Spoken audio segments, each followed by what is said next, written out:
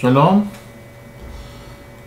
ברשותכם אני אסביר כיצד בונים את הציונים של הבחינה הפסיכומטרית. עכשיו, בניגוד למבחני הבגרות שאדם יכול לקבל בהם ציון 100, בחינה פסיכומטרית אין משמעות לציון 100. נניח מי שענה במבחן בגרות על כל השאלות נכון, במקצוע כלשהו אז הוא יקבל 100. אבל בבחינה פסיכומטרית אין משמעות לענות על כל השאלות נכון, אלא הבחינה הפסיכומטרית היא למעשה יחסית, כן? המספר הקובע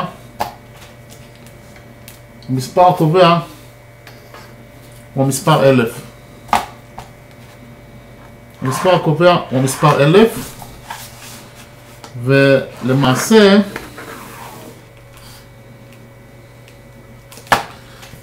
מחלקים את האוכלוסייה לזוגות. וכל זוג, הסכום הציונים של כל זוג וזוג צריך להיות 1000. כלומר, אני אסרטט פה, אני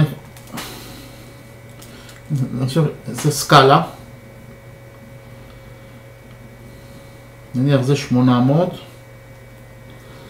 זה 200. כלומר, אם יש מישהו שקיבל ציון 800, אז חייב להיות לו בן זוג שקיבל 200 כדי להשלים ל-1000. אם יש מישהו שקיבל 500, אז חייב שיהיה לו בן זוג שגם קיבל 500 כדי להשלים ל-1000. אם יש מישהו שקיבל 400, צריך להיות לו בן זוג שקיבל 600 כדי להשלים ל-1000. ולכן יש לנו שני צדדים שהאמצע שלו זה הממוצע, והם סימטריים זה לזה. על 200 יש לי 800, על 400 יש לי 600. משחק סכום 1000 כאשר האוכלוסייה מחולקת לזוגות, ולכן יש לי פה פעמון סימטרי. פעמון סימטרי, שרוב האוכלוסייה נמצאת כמובן במרכז, נניח שזה 550. בהנחה שהממוצע הוא 550, זה אומר ש50% מהנבחנים קיבלו פחות מ-550, עד 550, ו50% מהאוכלוסייה קיבלו 550. לכן, ואז אני שם באמצע אני שם 550, בהנחה שהציון הממוצע הוא אכן 550, שמתי פה 550, ואז אני מנסה לצייר, למרות שאני מתקשר קצת בסרטוט.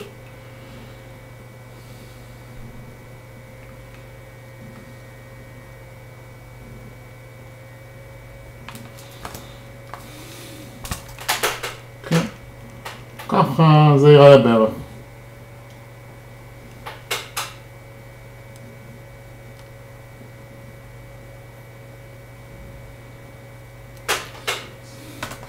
אתם רואים שיש פה פעמון סימטרי,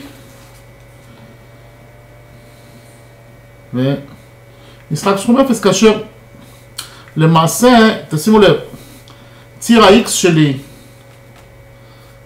זה הציון, שהטווח שלו מ-200 עד 800, וציר ה-Y זה איזה אחוז מהאוכלוסייה קיבל את אותו הציון, כן? אתם רואים שרוב האוכלוסייה מרוכזת במרכז. כן? השטח בעצם, השטח של הפעמון הזה זה המדד, כן? בוא, אם נניח זה 200, זה נניח 400,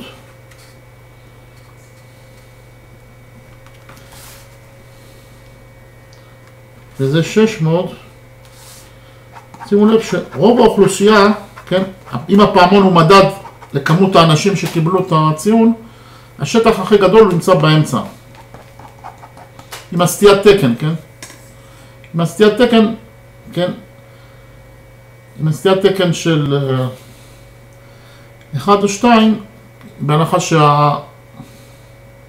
שהממוצע זה 550, אז שימו לב שרוב האוכלוסייה נמצא במרכז.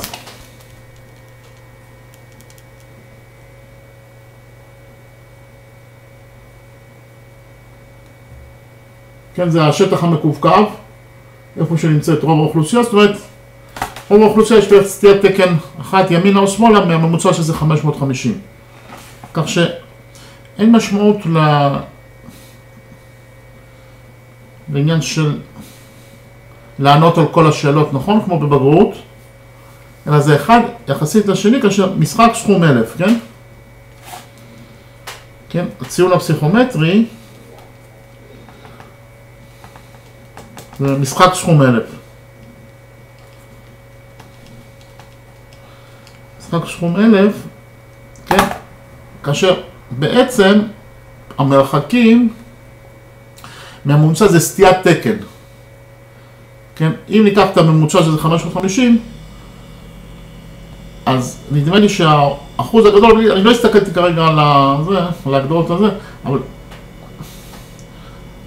הרוב המסיבי של האוכלוסייה יהיה בערך במרחק של סטיית תקן 1 או 2 מהממוצע שזה 550, כן? אולי בערך, נניח, מרחק של שתי סטיות תקן, מרחק של שתי סטיות תקן, ימינה או שמאלה, שם יהיה מרוכז בערך 75% מהאוכלוסייה. בואו, אל תתפסו את המילה של החישובים, אבל זה המשמעות של התפלגות נורמלית, כן? זה התפלגות נורמלית. פעמון, כן? הוא סימטרי כמו שאתם רואים ביחס לראשית הצירים Y. יש סימטריה. למה יש סימטריה? כי ככה בניתי למעשה את זה. אם יש מישהו שקיבל 450, יש לו בן זוג או בת זוג שקיבל 550, כן? כך שאני יוצר בעצם התפלגות נורמלית, כן? והתפלגות נורמלית, טוב, פה נכתוב, פה זה הציון, פה כאילו בציר ה-Y זה כאילו כמה קיבלו את הציון,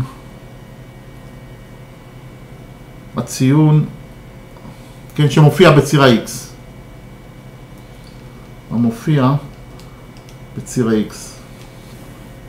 כן? אז כמו שאתם רואים,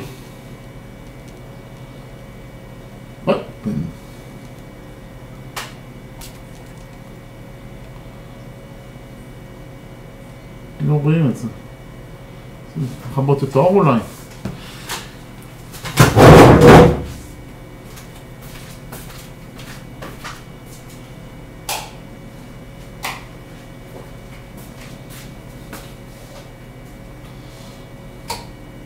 לא רואים כלום. לא, פשוט עושה מסמבור. עכשיו, בסדר. אתם רואים,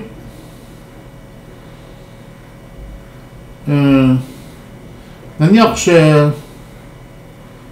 טוב, צריך לחשב בדיוק סטיית תקן, 400 זה שתי סטיות תקן מהממוצע 550 שמאלה, ו-600 נניח זה שתי סטיות תקן, לא מדויק, אבל שתי סטיות תקן מהממוצע 550 ימינה. אז סך הכל בטווח הזה של שתי סטיות התקן יהיו מורכזים בערך 75% מהאוכלוסייה.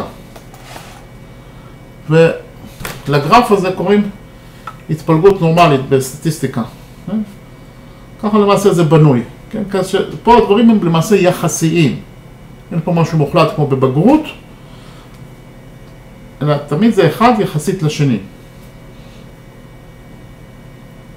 כן? שתזכרו שזה משחק סכום 1000, תמיד יש מישהו שקיבל 300, מול ה-300 הזה תמיד יהיה לו בן זוג שקיבל 700. בצורה כזאת, נסמן פה נקודה, נסמן פה נקודה, אני יוצר התפלגות נורמלית. התפלגות נורמלית של האוכלוסייה, וככה אני בעצם, יש לי איזשהו מדד, כן, בטווח מסוים, איזה אחוז מהאוכלוסייה, כמה מהאוכלוסייה, או איזה אחוז מהאוכלוסייה קיבל ציון מסוים. או, אני אומר, אני זורק מספר בלי... עכשיו, סטיות תקן זה תמיד, זה לא משנה אם זה גרף של מודד ציון פסיכומטרי, IQ או משהו כזה, זה תמיד בשתי סטיות תקן ממוצע יהיו בערך 75%. זה לא משנה אם זה פסיכומטרי או לא, כי כך זה בנוי. יכול להיות IQ, יכול להיות משהו אחר. תמיד בשתי סטיות תקן ממוצע יהיו בערך 75%. האוכלוסייה הזה, צריך לחשב את זה, מבחינת זה כבר עניין של סטטיסטיקה, לחשב בדיוק את הסטיית תקן. בעצם, על ידי החישוב הזה, אני למעשה יכול למדוד את השטח, כן? אני אמדוד את השטח המקווקו, כן? אני למעשה יכול למדוד את השטח המקווקו של הפעמון הזה, ולמדוד את השטח הכולל של הפעמון, ולפי זה אני אדע איזה אחוז מהאוכלוסייה נמצא בתוך השטח הזה. זאת אומרת, איזה אחוז מהאוכלוסייה קיבל הציונים בין 400 ל-600. כן? כך למעשה בנויה, כך למעשה מדרגים את הציונים בבחינה הפסיכומטרית. כך למעשה בונים. כך שתהיה התפלגות נורמלית, כן? אז זהו, אז כמו שאומר, השטח של הפעמון עצמו מראה, כן, השטח של הפעמון עצמו מראה בעצם איזה אחוז מהאוכלוסייה קיבל את הציונים בין נניח 400 ל-600, כן? אם לדוגמה כל השטח של הפעמון, כל השטח של הפעמון זה 100%, אז באופן יחסי אני יכול לדעת מהו אחוז של השטח המקווקו. כן? כך למעשה בונים את הציונים של הבחינה הפסיכומטרית, ולכן זה תמיד יהיה התפלגות נורמלית, כי כך בנו את זה. כן? אז כל התפלגות נורמלית תראה ככה, וכל התפלגות נורמלית במרחק של שתי סטיות תקן, זה יהיה נניח 75% בממוצע, זה כבר עניין של סטטיסטיקה. לא כל כך משמעותי, אפשר לבדוק. פשוט אנחנו מודדים את השטח שכלוא בפעמון הזה, כן, בקווים בין נניח 400 ו-600, ולפי זה אנחנו יודעים איזה אחוז מהאוכלוסייה נמצא בתוך כן, קיבל את הציונים האלה בין 400 ו-600, או אם זה פסיכומטרי, או אם זה IQ, או כל דבר, כן? אתה בונה, בהנחה שזה התפלגות נורמלית, כן? בהנחה שמדובר בהתפלגות נורמלית. אם זה לא התפלגות נורמלית, אז אני לא יכול לבנות משהו שהוא לא התפלגות נורמלית, מבחינת זה שבדקתי שזה לא התפלגות נורמלית, ולעשות איזה התפלגות נורמלית. אבל הפסיכומטרית יש פה התפלגות נורמלית, כן? אז שיש את הזוגות, משחק סכום 1000, ובסך הכל זה בסך הכל הדרך שבה קובעים את הבחינה הפסיכומטרית, ויודעים לפי זה, כמובן, איזה האוכלוסייה קיבל, כן, טווח ציוני מסוים, על פי השטח של הפעמון. כן? אז אם לדוגמה, איך אני בניתי את הפעמון הזה? כי אני אומר שאת ה-550, כן, הציון הזה 550, בעצם הכי הרבה, כן? מה זה הגובה? מה זה ציר ה-Y? הכי הרבה אנשים קיבלו 550, שמול זה יש כמובן, המקבילה זה 450, כן? תמיד, למי שקיבל 550 יש לו בן זוג או בת זוג מקבילה שקיבל 450, ובסך הכל הסכום עצמו הוא 1000, והגובה, ציר ה-Y עצמו, אומר לי למעשה כמה קיבלו את הציון שנמצא בציר ה-X. תמיד הממוצע, תמיד, זה טריוויאלי שתמיד את הממוצע, רוב האוכלוסייה, לפחות בפסיכומטרי, יקבל את הממוצע. כאשר דוגמה יכול לקחת התפלגות לא נורמלית. אם נניח, בוא, אני פשוט כדי להמחיש את העניין. אם לדוגמה יש לי אוכלוסייה של 100 אנשים, יש לי אוכלוסייה של 100 אנשים, 99% מהאנשים האלה יש להם הון של 100 שקל, ואדם המיליון יש לו הון של $1 מיליארד. כן? אם נעשה חשבון מאוד פשוט, בממוצע, ההון הממוצע של 100 האנשים האלה, כן? זה הכל $1 מיליארד, כן? 100 שקל זה עוד 10,000 שקל, זה אפילו זניח. 10,000 שקל פחות 100. 99. אז יש להם סך הכל $1 מיליארד בערך. זה סך הכל הסכום הכולל של הכסף שיש להם. הסכום הכולל, לא צריך אפילו מחשבון אם אני לא טועה. הסכום הכולל הוא בערך $1 מיליארד. הסכום הכולל הוא $1 מיליארד, פחות או יותר.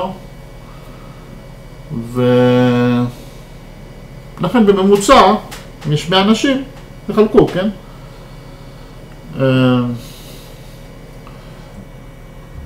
בממוצע יש לכל אחד מהאנשים האלה $10 מיליון, כן? בממוצע יש לכל אחד מהאנשים האלה $10 מיליון, כי פשוט זה $1 מיליארד לחלק למספר אנשים 100, זה $10 מיליון. נכון? בממוצע יש לכל אחד מהאנשים, כן, אבל זה נכון שבממוצע יש לכל אחד מהאנשים $10 מיליון, כאשר בפועל יש לו רק 100 שקל. למה? כי זה לא התפלגות נורמלית. יש אדם אחד שיש לו $1 מיליארד, יש אדם אחד שיש לו $1 מיליארד, והוא מעלה את הממוצע של כל ה-99 ל$10 מיליון. בפועל הממוצע שלהם זה 100 שקל. כן? הממוצע שלהם בפועל זה רק 100 שקל. כיוון שהממוצע שלהם זה רק 100 שקל, כן? היית מוציא את האדם שיש לו את $1 מיליארד, והיית באופן טריוויאלי, הוא אומר שהממוצע, זה לא בממוצע יש לכל אחד 100 שקל, באמת בפועל יש לכל אחד מהאנשים האלה 100 שקל. אבל בא האדם ה-100 הזה, ומעלה את הממוצע שלהם ל$10 מיליון, כן? זו הדוגמה הקלאסית לזה שלא מדובר פה בהתפלגות נורמלית, כן? עוד שהרציונלים של הפסיכומטרי זה כן התפלגות נורמלית, כן? אני חושב שזה מבהיר בצורה מאוד ברורה, ולכן כמובן במקרה הזה לשאול את השאלה מה סכום הכסף שיש לכל אחד מה-100 האנשים האלה בממוצע, אין משמעות לשאלה הזאת. כי יש 99 אנשים עם 100 שקל ועוד אדם אחד $1 מיליארד, ולכן אתה יכול לומר, בהנחה שאני מוציא את המיליארדר מהתמונה, אז בפועל זה לא שבממוצע יש להם 100 שקל, גם בפועל יש להם 100 שקל. לכן זה לא התפלגות נורמלית. כן? בשום פנים ואופן, אתה לא יכול לבנות פה פעמון. איך תבנה פה פעמון? יהיה לי פה 100 שקל, יהיה לי 99 אנשים עם 100 שקל, ואחרי זה יש אדם אחד עם $1 מיליארד. אז אין פה התפלגות נורמלית. למרות של הפסיכומטרי זה כן התפלגות נורמלית. כן? אז לכן הפעמון הזה, ההתפלגות הנורמלית, אכן נתאר בצורה נכונה את הציון הפסיכומטרי, גם נקבל עם ה-IQ וכו' וכו', בעוד שלחלוטין לא יכול לתאר, הפעמון הזה לחלוטין לא יכול לתאר את הדוגמה שיש 99 אנשים עם 100 שקל ואדם אחד שיש לו $1 מיליארד. אתה צריך לדוגמה משרת סכום 1,000, כן? אתה לא יכול. יש כולם יהיו בנקודה אחת, והאדם ה-100 עם $1 מיליארד, אין פה התפלגות נורמלית. כן? זה כך בעצם, זה המשמעות, כך בונים למעשה את הציונים של הבחינה הפסיכומטרית מבחינת האוכלוסייה הכוללת. אני לא דיברתי על כל הציוני גלם וכו' וכו', שיש אנגלית, חשיבה מילולית, חשיבה כמותית, שציון גלם של 150 וכו' וכו', ובטווח בין 0 ל-150 ועושים משוקלל, נדמה לי שזה 40% חשיבה מילולית, 40% חשיבה כמותית ו-20% אנגלית, ואז עושים שקלול. כאשר השכלה זה בין 0 ל-150, אבל זה כבר כשלעצמו חישוב ציון של כל אחד ואחד מהנבחנים עצמם, אבל אני דיברתי כלל האוכלוסייה, הציון של כלל האוכלוסייה. אמרתי, יש הציון הממוצע 550, וזה התפלגות נורמלית, כיוון שזה התפלגות נורמלית, אז בערך בשתי סטיות תקן יהיו בערך, כמו שאמרתי, בין 400 ל-600, יכול להיות כ-75% מהאוכלוסייה. זה בעצם כל המשמעות, ככה בעצם, כן, המרכז הארצי לבחינות והערכה בעצם בונה את הציונים וכל הסקאלה. זה מה שרציתי להגיד, אני מקווה שהעברתי פה משהו.